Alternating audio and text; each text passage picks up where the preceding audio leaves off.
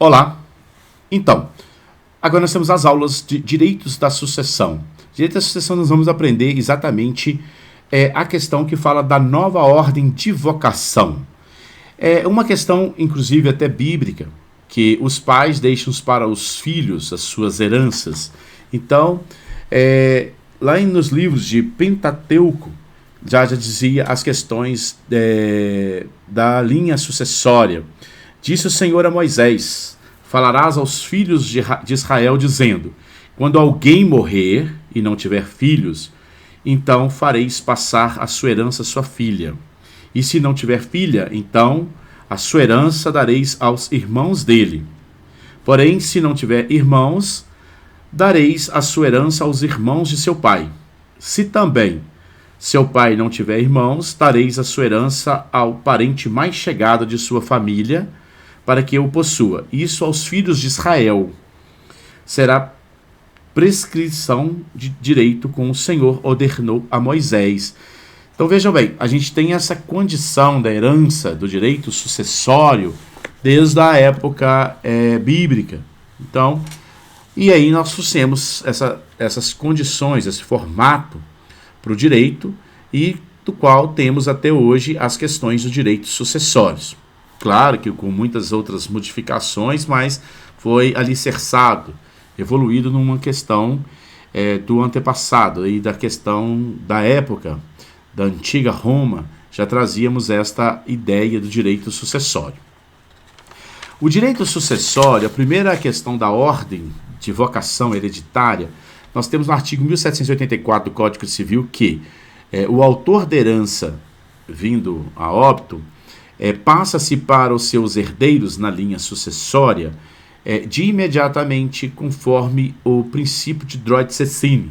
Droit Cecchini é que no momento da morte do autor da herança, exatamente já se transmite o direito da propriedade e o direito da posse.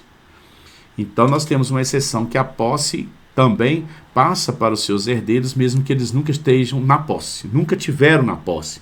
Eles passam a ter direito em questão do direito sucessório. Direito sucessório, o Código Civil reserva da seguinte maneira: os filhos, os netos, bisnetos e sucessivamente chamam-se de linhas descendentes. São os descendentes. A linha ascendente é os pais, os avós e os bisavós. São linha ascendente. Isso eu tenho uma linha reta. Então, João casado com Maria, se ela tiver filhos, então na morte de João, os bens vão para Maria, conforme o regime de casamento, e os filhos de Maria. Se um desses filhos que tiverem João e Maria, um deles for morto antes de João, a gente denomina-se de pré-morto. Pré-morto morreu antes do pai, no caso aí do nosso exemplo de João. E se este filho de João com Maria, que é pré-morto, que faleceu antes, deixou filhos que são netos de João, esses netos vão receber por representação, tá? Então receberá por representação. E aí sucessivamente, a linha descendente, a representação é infinita. Então se o João casado com Maria tinha 3 filhos, um era pré-morto, deixou 2 filhos, certo? Deixou 2 filhos, que são os netos de João. Um desse já também era pré-morto.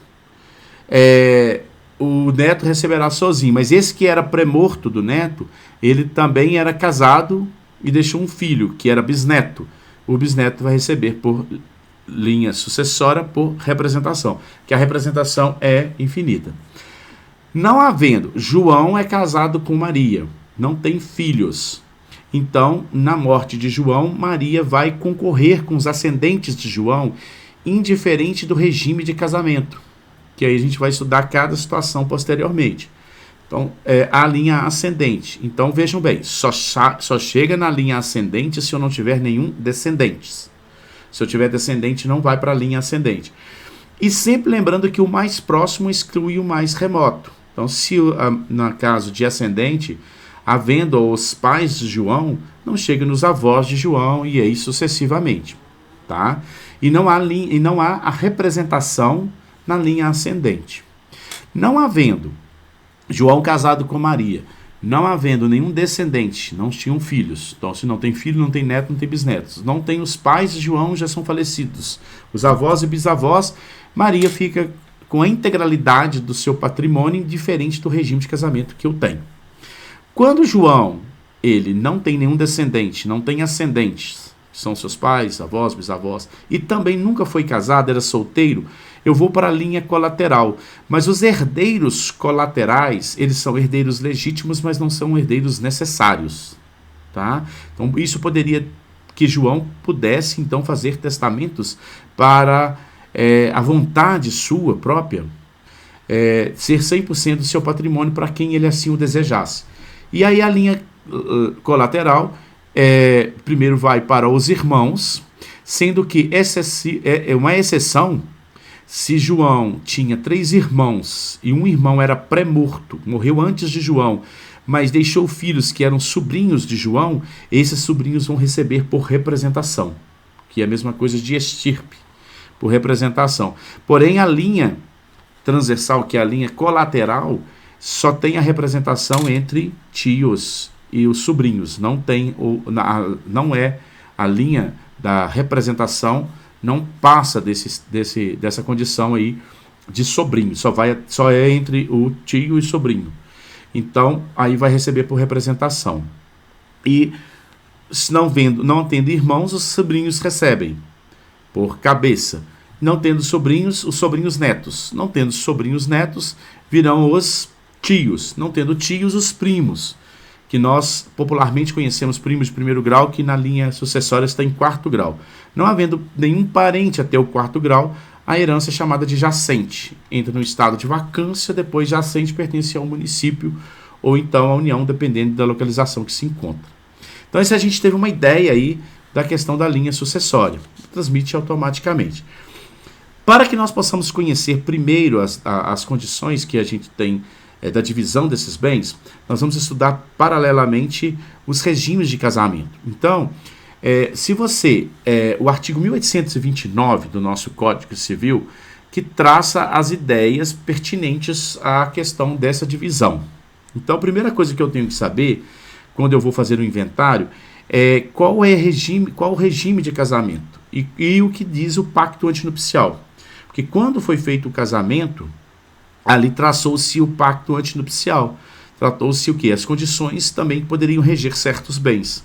Porque o pacto antinupcial seria para essas condições. Mas é importante nós elegermos um conhecimento em que o pacto antinupcial ele serve para fins de divórcio. Tá?